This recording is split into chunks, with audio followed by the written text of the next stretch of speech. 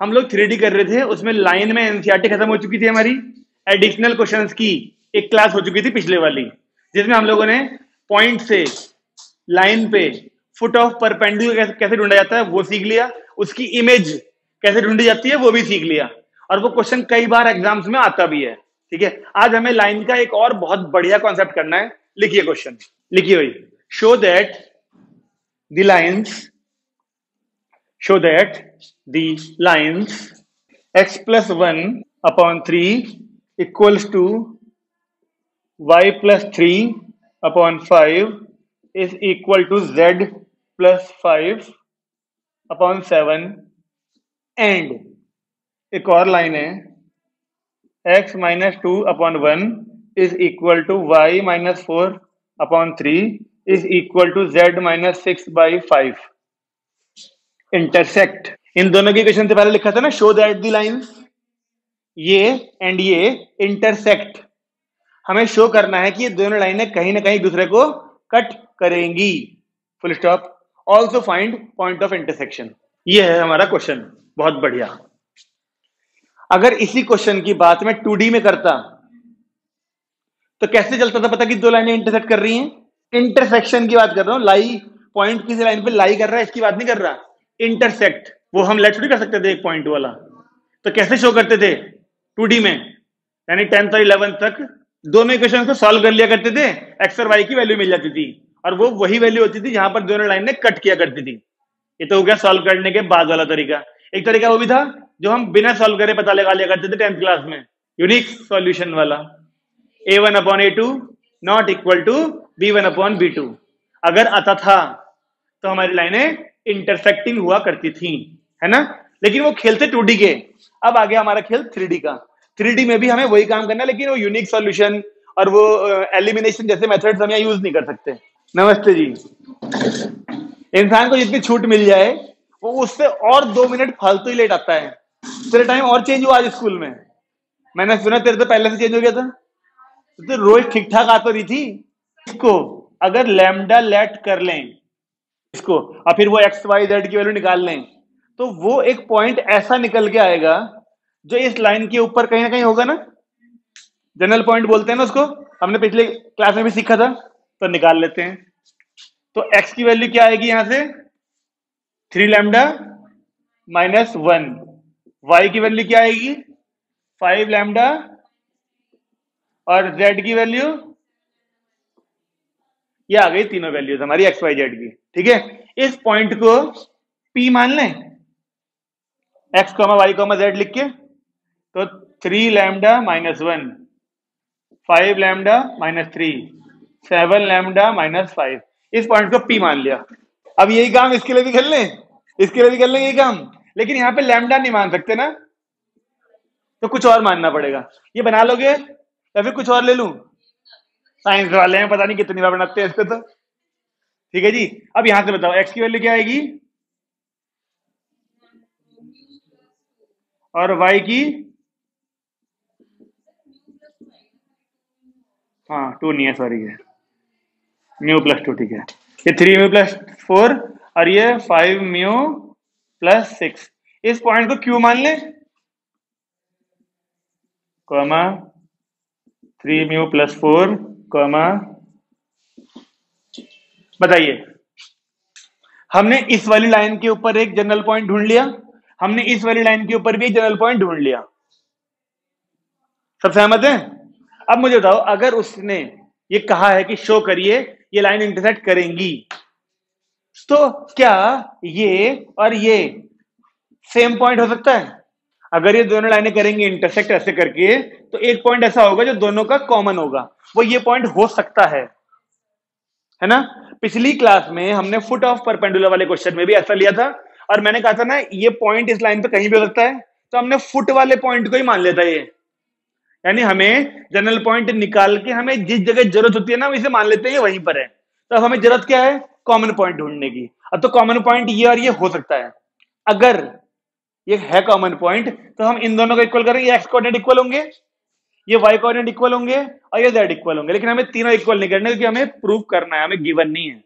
तो क्यों ना एक काम करें, इन दोनों को इक्वल करें, एक इक्वेशन बनेगी लैम्डा म्यू में। इन दोनों को इक्वल करें, एक और इक्वेशन बनेगी लैम्डा म्यू में। उन दोनों को सॉल्व कर ले, लैम्डा म्यू को, लैम्डा और म्यू मिल जाएंगे। वो लैम्डा म्यू अगर हमने यहां लैम्डा पुट किया तो जेड कोऑर्डिनेट जो आएगा सॉल्व होके, और म्यू यहां पुट करो, अगर ये दोनों कोऑर्डिनेट सेम आ गए तो हाँ ये इंटरसेक्ट कर रही हैं, तीनों पॉइंट सेम आ जाएंगे। यानी हम दो कोऑर्डिनेट्स को यूज करके लैम्डा और म्यू ढूंढ लेते हैं और तीसरे कोऑर्डिनेट में सेटिस्फाई कर दें। अगर वो हो गया सेटिस्फाई तो दोनों लाइनें इंटरसेक्ट कर रही हैं। आई बात समझ में?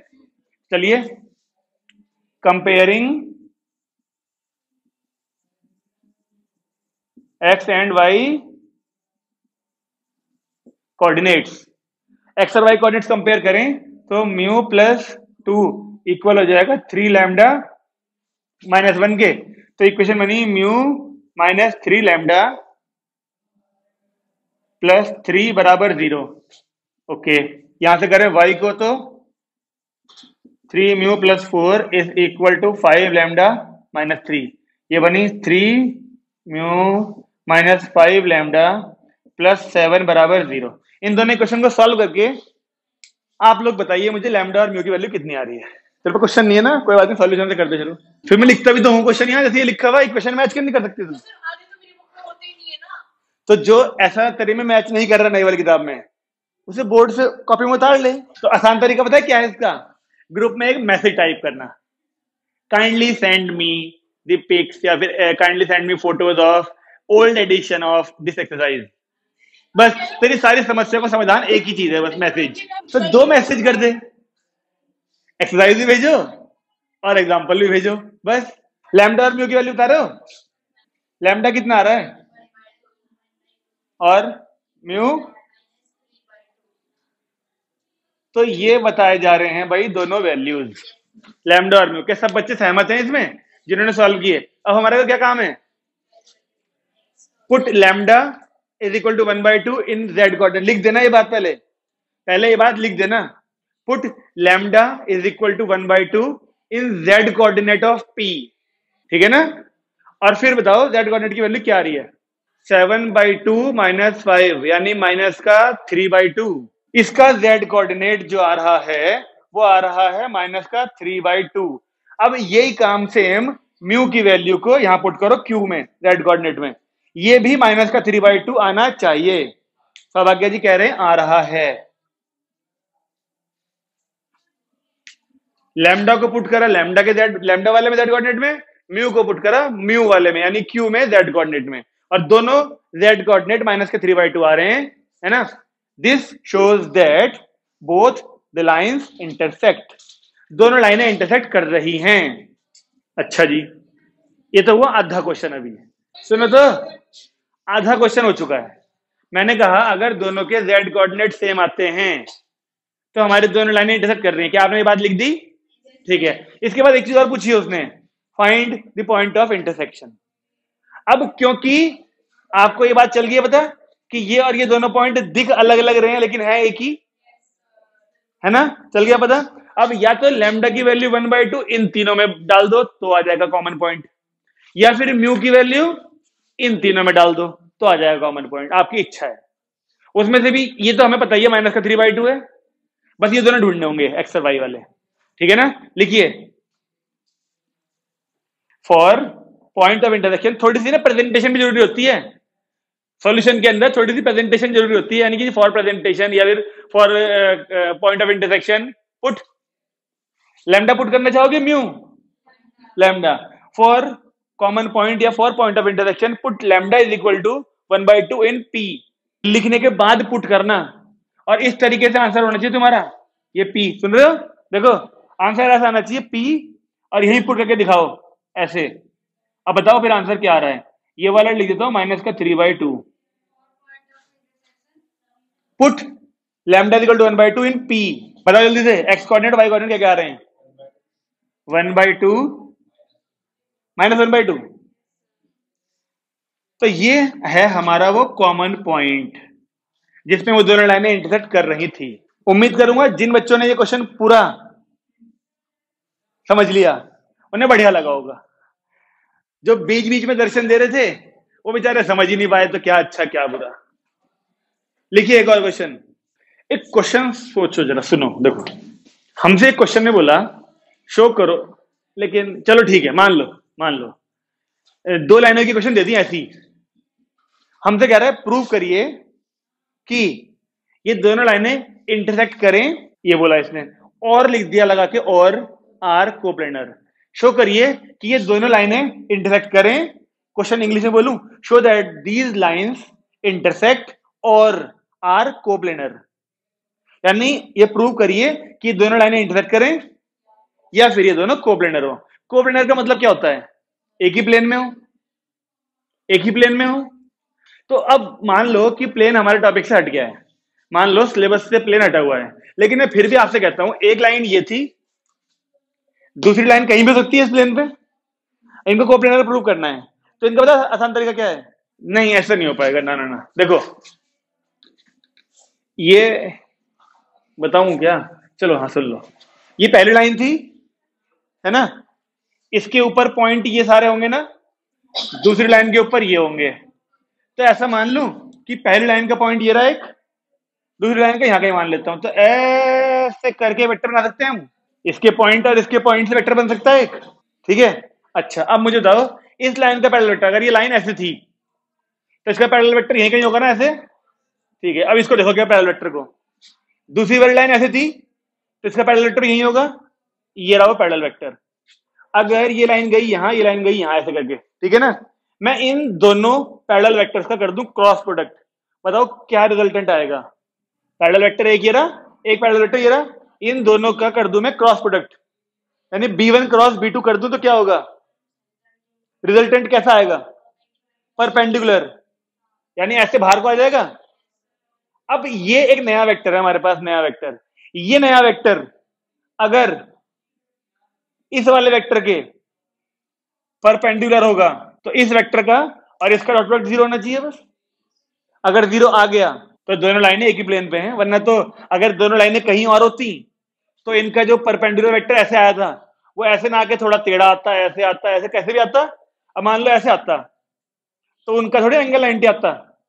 तो ये छोटी सी चीज है, लेकिन इत्तेफाक से कोप्लेनर वाली चीज बोलते ही फिर तुम लोग करना ही पसंद नहीं करोगे उस चीज को, इसलिए कोई फायदा नहीं है ना। लो एक क्वेश्चन लिखते हैं बढ़िया सा, है ना, एग्जाम्पलर का। लिखिए, find the equations of two lines, find the equations of two lines through the origin which intersect the line, which intersect the line x minus 3 upon 2 is equal to y minus x minus 3 upon 2 is equal to y minus 3 upon 1 is equal to z upon 1, angle of pi by 3 each। सोचो, exemplar का question है, ठीक है, सोचिए, अभी करते हैं। कुछ समझ में आ रहा है क्या? देखो उसने कहा कि ना एक ऐसी, एक नहीं, दो लाइनों की इक्वेशन ढूंढिए जो कि दोनों ओरिजिन से पास कर रही हैं, ऐसे करके ओरिजिन से पास कर रही हैं और एक लाइन के साथ एंगल बना रही हैं, यानी 60 डिग्री, कुछ इस तरीके से ना। इस लाइन की इक्वेशन दे रखी है x माइनस 3 बाई 1 अपॉन 1 ही है ना, y माइनस 3 बाई 1 है फिर, और z बाई 1। अब क्वेश्चन समझ में आया? इस लाइन से, मतलब इस पॉइंट से, ओरिजिन से पास होने वाली दो लाइनों की इक्वेशन ढूंढिए, वो दोनों लाइनें इस लाइन के साथ 60 डिग्री एंगल बना रही हैं, तो इसकी इक्वेशन इसकी इक्वेशन क्या होगी? तो आपको नहीं लगता कि हमें एंगल बिटवीन टू लाइन वाला कॉन्सेप्ट यूज कर सकते हैं, यहां पर भी और यहां पर भी कर सकते हैं, ठीक है। तो अब सोच के बताओ ये बात कि अगर मैं ये, सुन लो, अगर मैं इसके इक्वल में लैम्डा को लेट कर लूं तो जो पॉइंट निकल के आएंगे यहां से वो इस लाइन पे कहां लेट करना पसंद करोगे आप? इसी लाइन के ऊपर होंगे, कहीं नहीं होंगे, वो कहां लेट करना पसंद करोगे? दोनों में से किसी एक को। मान लो ये मान लेते हैं, इसे ओ मान लें, इसे ए, इसे बी। नमस्ते भाई। ठीक है जी। किरण मैडम नहीं आया समझ में क्या कह रहा हूं? अभी आएगा। ठीक है। तो अगर हमने लैम्डा माना तो एक्स की वैल्यू क्या आएगी? 2 लैम्डा प्लस 3। वाई की वैल्यू क्या आएगी? Lambda plus 3। और जेड की वैल्यू लैम्डा। तो लेट दिस पॉइंट बी ए। तो कैसा लिखा जाएगा? 2 लैम्डा प्लस 3 कामा लैम्डा प्लस 3 कामा लैम्डा। ये हो गया ना ए पॉइंट। अब मुझे बताओ, अगर दो लाइन के बीच में एंगल वाला कॉन्सेप्ट हम यूज करना चाहते हैं तो कैसे यूज करूं? किस किस चीज की जरूरत है हमको? दो लाइन के बीच के एंगल निकालने के लिए हमें किस किस चीज की जरूरत होती है? मैं क्या अप्लाई करूं ताकि मेरे को वो यूज कर सकूं? मैं किस किस चीज की जरूरत है मुझे? दो लाइनों के बीच का एंगल 60 डिग्री मालूम है, तो मैं फॉर्मूला लगाने के लिए क्या क्या चाहिए मुझे? है जी, डायरेक्शन रेशियोज। तो इस लाइन के डायरेक्शन रेशियोज तो हैं ये रे, इसी के तो चाहिए बस। और वो कैसे मिलेंगे? ए मिल चुका ये रहा और ओ मिल चुका, माइनस करके मिल जाएंगे। तो लो लिखो फिर, डायरेक्शन रेशियोज ऑफ ए ओ। इन वालों में से ओ को माइनस करोगे या ओ में से इसको करोगे? ओ में से इसको करोगे माइनस। सब माइनस में लेना पसंद करेगी, सब माइनस हो जाएंगे ये। क्या कह रही सर? खतरों के खिलाड़ी। अगर तूने ओ में से ये माइनस करे तो सब क्या के माइनस हो जाएगा लैम्डा में, ध्यान रखियो। और फिर माइनस की गलती अगर तूने करी तो देख लियो। थोड़ी सी बुद्धि का इस्तेमाल करो। तो तुम ए में से ओ को माइनस करो तो भी वही बात है, ओ में से ए को करो तो ही वही बात है, लेकिन ए में से ओ को करोगे सारे प्लस के रहेंगे कम से कम ये। ठीक है, तो खतरों से पंगा नहीं लेना। ठीक है, तो क्या बन जाएंगे ये? ऐसे रहेंगे ना ये। तो फिर ये डायरेक्शन रेशियोज आ गए। तो इसको मान लें A1 B1 C1। अगर तो Joshi ji A2 B2 C2 कौन से होंगे? अगर ये A1 B1 C1 है डायरेक्शन रेशियो, तो एंगल लगाते वक्त A2 B2 C2 भी चाहिए होते हैं। वो कहां से मिलते हैं? दूसरे वाले कहां है? दोबारा दिखाना, कौन सी वाली? नीचे वाली बेटे। पहले कह रहा था वो रही, मुझे लग रहा है इसे कह रहा था। अच्छा ठीक है। ठीक है, तो यहां लिख के दिखाऊं A1 B1 C1। तो इसे A1 B1 C1 मान लेते हैं, ये A2 B2 C2 हो गए। ठीक है, तो हमें पता है एंगल होता है cos थीटा।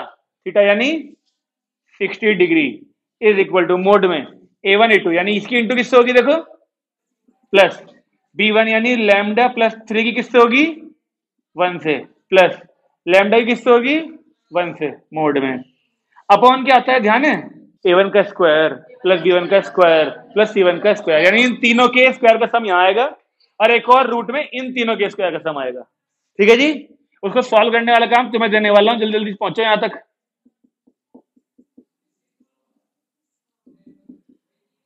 एक तो ये आ गया और एक और रूट में आया 2 का स्क्वायर 4 और ये रूट में 6।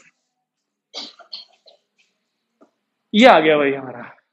अब cos 60 वाले जानते हैं 1/2, स्क्वायरिंग करनी पड़ेगी, 1/4 हो जाएगा, यहां से रूट गायब हो जाएगा, क्रॉस मल्टीप्लाई करके लैम्डा की कितनी वैल्यू आनी चाहिए तुम्हारे साथ? लैम्डा की, लैम्डा की वैल्यू क्या आनी चाहिए नहीं पूछ रहा हूं, कितनी आनी चाहिए?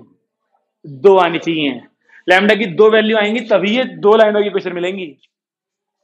तो सॉल्व करके शीघ्र, अति शीघ्र बताने की कृपा करें लैम्डा की वैल्यूज।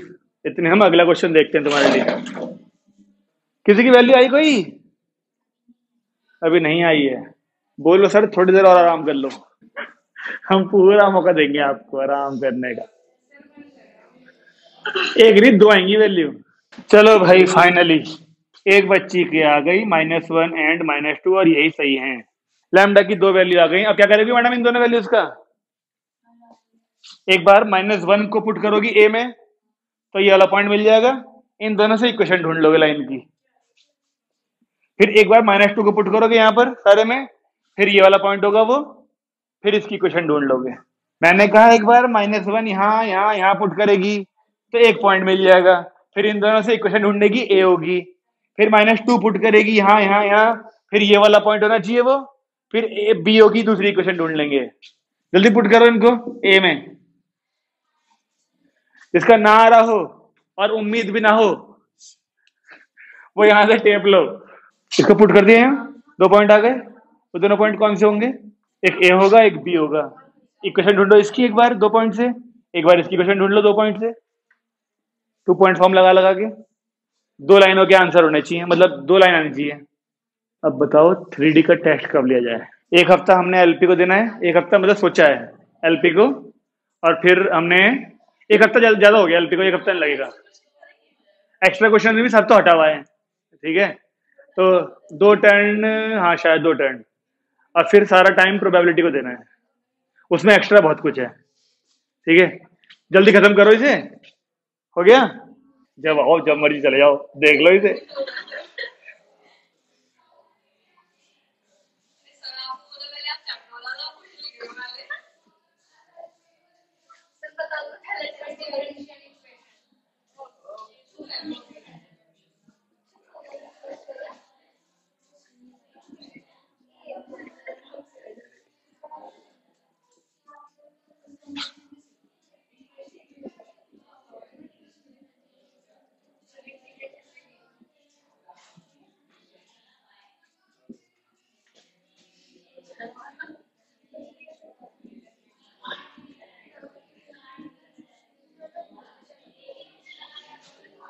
लो